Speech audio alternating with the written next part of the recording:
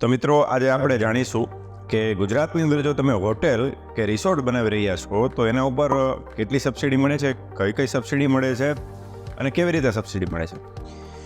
Hotel અને resort એટલે શું એ પણ સમજવું પડે. તો હોટેલ અને રિસોર્ટની જે કાંઈ ડેફિનેશન છે, એની ગાઈડલાઇન છે, એ મિનિસ્ટ્રી ઓફ ટુરિઝમ ભારત સરકાર છે એ વારંવાર ટાઈમ ટુ ટાઈમ ઇસ્યુ કરતી હોય છે. એના અંતર્ગત જે હોટેલ કે રિસોર્ટ ક્લાસિફાઈડ થયેલા હોય, એટલે કે 1 star, 2 star, 3 star, 4 star, 5 star, 5 star deluxe અથવા તો રિસોર્ટ કેટેગરીમાં તમે ક્લાસિફાઈ થયેલા હો અથવા તો ક્લાસિફિકેશન માટે એપ્લિકેશન કરો અને તમને એનું સર્ટિફિકેટ મળે છે, તો તમે ટુરિઝમ પોલિસી 21-25 અંતર્ગત તમને 5થી વધારે અલગ અલગ પ્રકારની સબસિડીઓ હોટલ અને રિસોર્ટ ઉપર ગુજરાતની અંદર હાઈ પ્રાયોરિટી એરિયાની અંદર જો હોટલ અને રિસોર્ટ બનાવો છો તો મળતી હોય છે.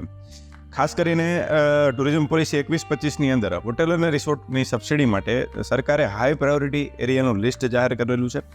હાઈ પ્રાયોરિટી એરિયા એટલે શું, હાઈ પ્રાયોરિટી ડેસ્ટિનેશન એટલે શું, એ સમજવા માટે હું તમને 1-2 એક્ઝામ્પલ આપું. તમે સમગ્ર ગુજરાતમાં કોઈ પણ જગ્યાએ જો હોટેલ કે રિસોર્ટ બનાવો છો તો તમને સબસિડી મળવા પાત્ર નથી. એટલે તમારે આ હાઈ પ્રાયોરિટી ડેસ્ટિનેશનનું લિસ્ટ છે એ ચેક કરવું પડે. જેમ કે તમે અમદાવાદ, સુરત, બરોડા, રાજકોટ આ મહાનગરોની અંદર, સિટીની અંદર જો તમે હોટેલ બનાવો છો તો પણ એલિજિબલ નથી. જિલ્લાઓ આપેલા છે, જૂનાગઢ છે, ગીર સોમનાથ છે, દ્વારકા, આ જિલ્લા છે. તો આખા જિલ્લાની અંદર કોઈ પણ જગ્યાએ તમે જો હોટેલ કે રિસોર્ટ બનાવો છો તો તમને મળતી હોય છે. એવી રીતે ગુજરાતના દરેક જિલ્લામાં અમુક તાલુકાઓને પણ ડેસ્ટિનેશન તરીકે, હાઈ પ્રાયોરિટી ડેસ્ટિનેશન તરીકે લીધા છે. તો આનું લિસ્ટ છે આ વિડીયોના અંતમાં આપેલું છે અને ડિસ્ક્રિપ્શનમાં પણ આપેલું છે. તો એ લિસ્ટ તમારે વેરીફાઈ કરી લેવું જોઈએ કે તમે જે હોટલ બનાવી રહ્યા છો, જે જગ્યા પણ આ તમે હોટલ કે રિસોર્ટ બનાવી રહ્યા છો, એ જગ્યા, એ લોકેશન તમારું હાઈ પ્રાયોરિટી ડેસ્ટિનેશનના લિસ્ટમાં આવે છે કે નથી આવતું. જો આવે છે તો તમને આ હોટલ અને રિસોર્ટ ઉપર મળતી 5 સબસિડી મળવા પાત્ર છે.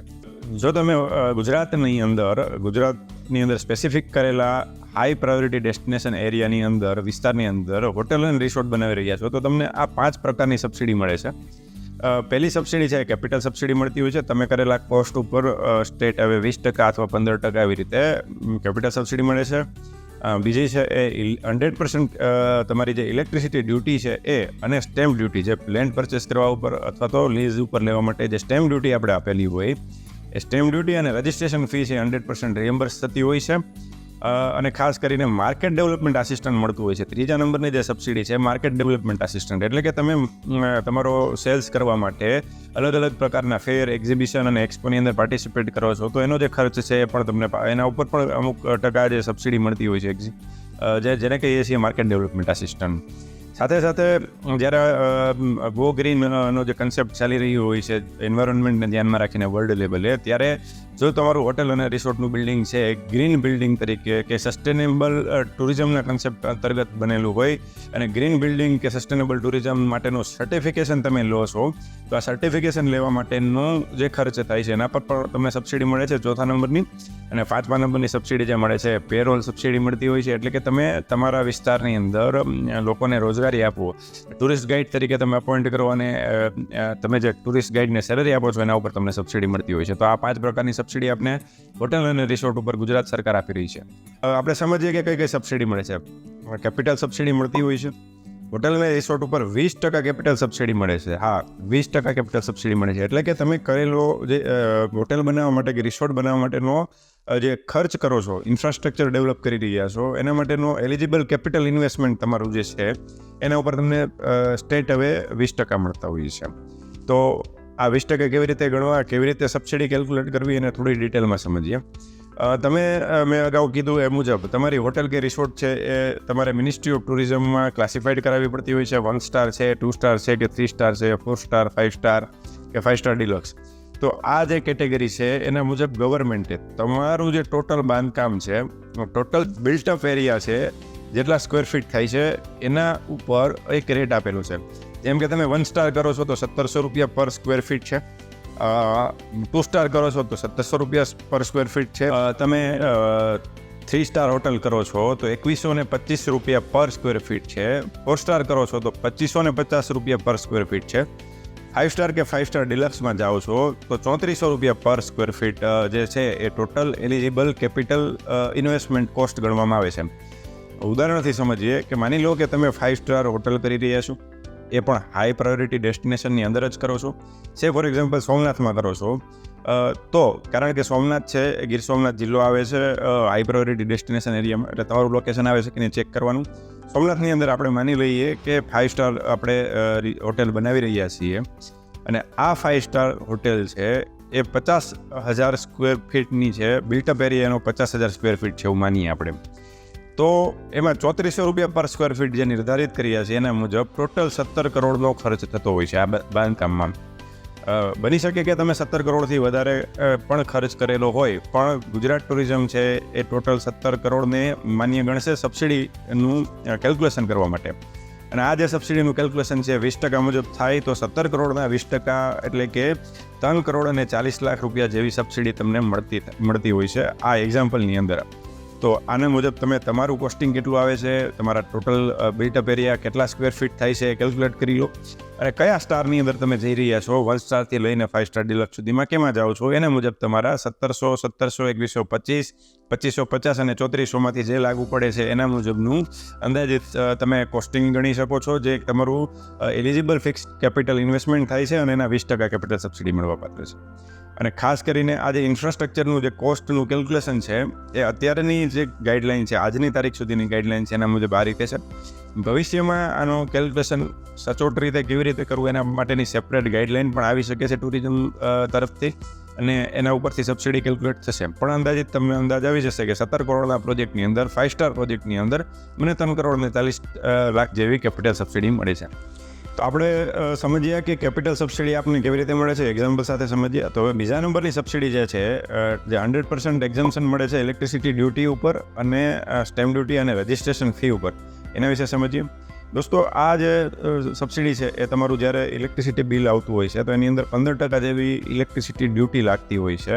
તો એ ઇલેક્ટ્રિસિટી ડ્યુટી છે આવતા 5 વર્ષ માટે, એટલે કે 60 મહિના માટે તમારી એ ડ્યુટી લાગતી બંધ થાય, એટલે તમારો એક્સપેન્સ છે એ ઓછો થતો હોય છે ઇલેક્ટ્રિસિટીનો, અને 100% ઇલેક્ટ્રિસિટી ડ્યુટી જે તમને લાગતી હોય છે એ તમારી એક્ઝામ થતી હોય છે. જ્યારે તમે સબસિડી માટેની એપ્લિકેશન કરો છો અને સબસિડી તમારી સેન્કશન થાય છે ત્યારે અલગથી ટુરિઝમ ડિપાર્ટમેન્ટ આપને એક્ઝામ્શન સર્ટિફિકેટ આપતા હોય છે, અને જે આપણે ઇલેક્ટ્રિસિટી ડ્યુટી ડિપાર્ટમેન્ટ છે એને સબમિટ કરતા હોય છે ત્યારથી એ લોકો આપણા બિલની અંદર આ 15% ડ્યુટી લગાડવાનું બંધ કરતા હોય છે, અને 5 વર્ષ સુધી મળતી હોય છે. અને સ્ટેમ્પ ડ્યુટી અથવા તો રજિસ્ટ્રેશન ફી જે લેન્ડ પરચેઝ ઉપર કે લીઝ ઉપર આપણે લીધી હોય અને એના ઉપર લગાડેલી હોય એ 100% આપણે રિમ્બર્સ થતી હોય છે. તો આ બીજા નંબરની સબસિડી આપણે ડિટેલમાં સમજ્યા છીએ.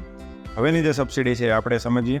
ત્રીજા નંબરની સબસિડી જે છે એ green building certification, sustainable tourism certification ઉપર જે સબસિડી મળતી હોય છે એના ઉપર વાત કરીએ.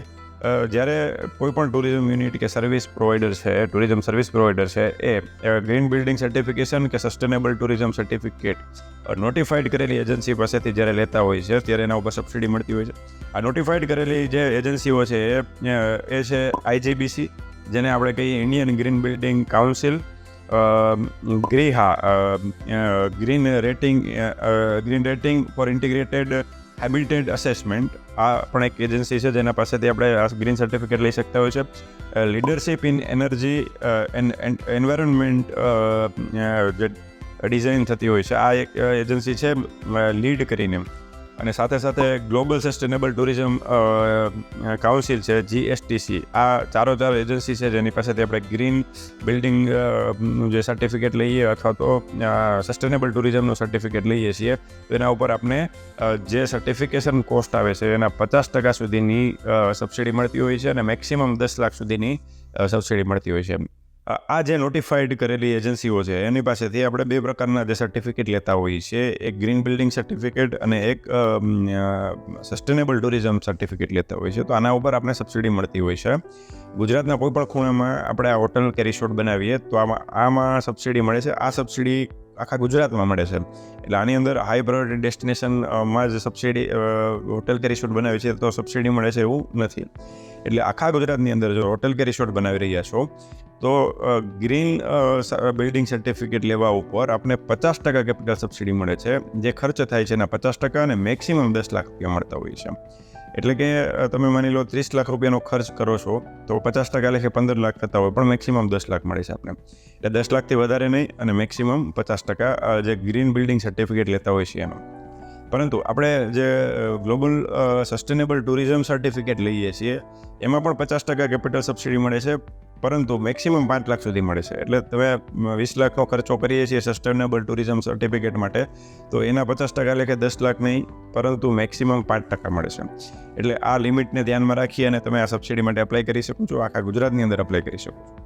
હવે જોઈએ આપણે આના પછીની સબસિડી. માર્કેટ ડેવલપમેન્ટ આસિસ્ટન્ટ જે મળી રહ્યું છે ગુજરાતની અંદર, આપણે જ્યારે કોઈ પણ હોટેલ કે રિસોર્ટ બનાવતા હોય ત્યારે, તો આ માર્કેટ ડેવલપમેન્ટ આસિસ્ટન્ટ એટલે શું એ સમજીએ ડિટેલમાં. કોઈ પણ હોટેલ કે રિસોર્ટ જ્યારે આપણે બનાવીએ છીએ ત્યારે એને ચલાવવા માટે એમનું સેલ્સ વધે, બુકિંગ વધે, એના માટે આપણે અલગ અલગ પ્રકારના સ્ટેટ લેવલના, નેશનલ લેવલના અને ઇન્ટરનેશનલ લેવલના એક્ઝિબિશન, ફેર અને એક્સપોમાં પાર્ટિસિપેટ કરતા હોઈએ છીએ. તો આના ઉપર સબસિડી મળતી હોય છે. કેવી રીતે મળે છે? તો આપણે સમજીએ કે જો તમે ટ્રાવેલ જે ટ્રાવેલ ફેર થતા હોય છે એની અંદર, ઇન્ડિયાની અંદર તમે જો પાર્ટિસિપેટ કરો છો તો અલગ સબસિડી મળે છે, અને આઉટ ઓફ ઇન્ડિયા એટલે અબ્રોડમાં પાર્ટિસિપેટ કરો છો તો પણ અલગ પ્રકારની સબસિડી મળતી હોય છે. ઇન્ડિયાની અંદરમાં 3 પ્રકાર હોય છે કે નેશનલ કે ઇન્ટરનેશનલ લેવલનો જે શો થયો હોય છે, ટ્રેડ શો થતો હોય છે, એક્ઝિબિશન થતું હોય છે, એક્સપો થતો હોય છે વિધિન ગુજરાત. એટલે કે ગુજરાતની અંદર નેશનલ કે ઇન્ટરનેશનલ લેવલનો કોઈ પણ એક્સપો થાય છે તો અલગ અલગ સબસિડી છે. ગુજરાતની બારે નેશનલ કે ઇન્ટરનેશનલ લેવલનો જે કોઈ એક્સપો થતો હોય છે એ ગુજરાતની બારે થતો હોય તો એમાં પણ અલગ સબસિડી મળતી હોય છે, અને ઇન્ટરનેશનલ જે એક્સપો થતો હોય છે તો એમાં પણ અલગ અલગ પ્રકારની સબસિડી મળતી હોય છે. સમજીએ કેટલી સબસિડી મળે છે અને કેવી રીતે મળે છે. ખાસ કરીને આ જે સબસિડી મળે છે એ આખી ઓપરેટિવ પીરિયડ આપણે જે કહીએ ટુરિઝમ પોલિસી 2021-25નો ઓપરેટિવ પીરિયડ, એટલે 1 જાન્યુઆરી 2021થી લઈ 31 ડિસેમ્બર 2025, આ 5 વર્ષની અંદર તમે મેક્સિમમ 5 વખત આ બેનિફિટ લઈ શકો છો. એટલે કોઈ પણ કોમ્બિનેશનમાં 5 જે આપણે પાર્ટિસિપેશન છે, કોઈ પણ કોમ્બિનેશનમાં 5 વખત આપણે મેક્સિમમ બેનિફિટ લઈ શકતા હોઈએ છીએ. જો આપણે ઇન્ડિયાની અંદર જે આ એક્સપો થતા હોય છે અને વિધિન ગુજરાત થતા હોય છે, તો આ જે એક્ઝિબિશન છે એના ઉપર આપણે ઇવેન્ટની અંદર જે સ્ટોલ રાખવા માટેનું રેન્ટ હોય છે એના 50% અને મેક્સિમમ 30,000 મળતા હોય છે. નેશનલ લેવલનો કે ઇન્ટરનેશનલ લેવલનો જે એક્ઝિબિશન થતું હોય છે એની વાત કરીએ. નેશનલ લેવલનું એક્ઝિબિશન જે ગુજરાતની બારે થતું હોય તો એના ઉપર 75% જે છે ટોટલ આપણે સ્પેસ રેન્ટ આપણે ચૂકવેલું હોય એના 75% અને મેક્સિમમ 1 લાખ સુધીનું આપણે મળવાપાત્ર થતું હોય છે. અને ઇન્ટરનેશનલ લેવલનો એક્સપો છે એ ગુજરાતની બારે થતો હોય, એટલે કે ઇન્ડિયાની અંદર થતો હોય પણ ગુજરાતની બારે થતો એટલે બીજા સ્ટેટની અંદર થતું હોય, ને એમાં પાર્ટિસિપેટ કરીએ છીએ તો 75% જે કોસ્ટ આવતી હોય છે એના 75% રેન્ટ જે આપણે ચૂકવીએ છીએ એના 75% મેક્સિમમ 2 લાખ રૂપિયા મળતા હોય છે.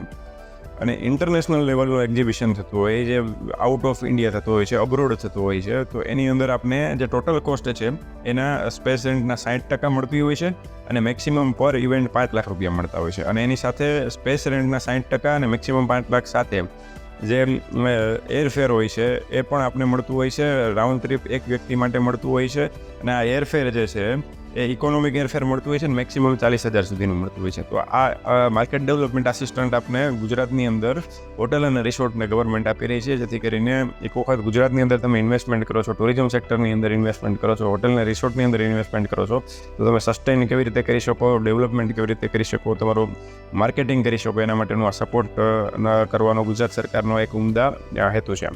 આના સિવાયની જે સબસિડી છે એના ઉપર આપણે વાત કરીએ. પેરોલ ઇન્સેન્ટિવ ઉપર આપણે વાત કરીએ. પેરોલ ઇન્સેન્ટિવ એટલે હોટેલ કે રિસોર્ટ જે છે એ એમની પોતાનો જે છે ટુરિસ્ટ ગાઈડ અપોઇન્ટ કરી શકે છે, અને ટુરિસ્ટ ગાઈડ છે મેક્સિમમ 2 ટુરિસ્ટ ગાઈડ અપોઇન્ટ કરે, અને 2 ટુરિસ્ટ ગાઈડ ઉપર એમને અપાતી સેલરી ઉપર એમને જે છે એ સબસિડી મળતી હોય છે. એ મેક્સિમમ 25% એમના મંથલી સેલરીના મળતા હોય છે, અને 25% મુજબ મેક્સિમમ 4,000 પર મંથ મળતા હોય છે, અને યરલી 24,000 મેક્સિમમ મળતા હોય છે. આ જે ટુરિસ્ટ ગાઈડ છે એનું મિનિમમ જે એમ્પ્લોયમેન્ટ પીરિયડ છે તો 6 મંથનો હોવો જોઈએ, અને 5 વર્ષ સુધી મળતું હોય છે. એટલે આપણે સમજીએ કે 24,000 એક ટુરિસ્ટ ગાઈડને, અને એવા 2 ટુરિસ્ટ ગાઈડ આપણે જો અપોઇન્ટ કરીએ છીએ તો 48,000 જેવો બેનિફિટ એને યરલી થતો હોય છે હોટલ અને રિસોર્ટને, અને એવું 5 વર્ષ સુધી થતું હોય છે. તો આ જે ટુરિસ્ટ ગાઈડ છે એ ખાસ કરીને COT એટલે કમિશનર ઓફ ટુરિઝમ દ્વારા સર્ટિફાઈડ હોવો જોઈએ, ગુજરાતની અંદર હોવો જોઈએ, અને એમને ખાસ કરીને એક ફોરેન લેંગ્વેજ પણ આવડતી હોવી જોઈએ. તો આ એના ક્રાઇટેરિયાઓને ફૂલફિલ કરી અને એમની ગાઈડલાઇન મુજબ આપણે ટુરિસ્ટ ગાઈડનું રજિસ્ટ્રેશન કરાવી, સર્ટિફાઈ કરાવડાવીએ અને આવા ટુરિસ્ટ ગાઈડને આપણે અપોઇન્ટ કરીએ, રોજગારી આપીએ છીએ તો સરકાર આપને 25% લેખે પર મંથની સેલરીના અને મેક્સિમમ પર મંથ 4,000 અને વાર્ષિક 24,000ની લિમિટમાં પેરોલ ઇન્સેન્ટિવ આપતી હોય છે. ત્યારે ગુજરાતની અંદર આપણે હોટેલ અને રિસોર્ટ બનાવતા હોય તો આ અલગ અલગ પ્રકારની જે 5 સબસિડી સમજ્યા છે એ સબસિડી ગવર્મેન્ટ આપે છે. અને આપને આ વિડીયોના માધ્યમથી વધુમાં વધુ હોટેલિયર્સ, હોટેલ ઓનર, રિસોર્ટ ઓનરને આ માહિતી પહોંચાડી શકાય, વધુમાં વધુ લોકો અવેર થાય અને સરકારની જે અલગ અલગ યોજનાઓ હોય છે આ યોજનાઓનો લાભ લે, એવા હેતુથી અમે આ વિડીયો પ્રસારિત કરીએ છીએ. આ હાલની જે કંઈ ગાઈડલાઇન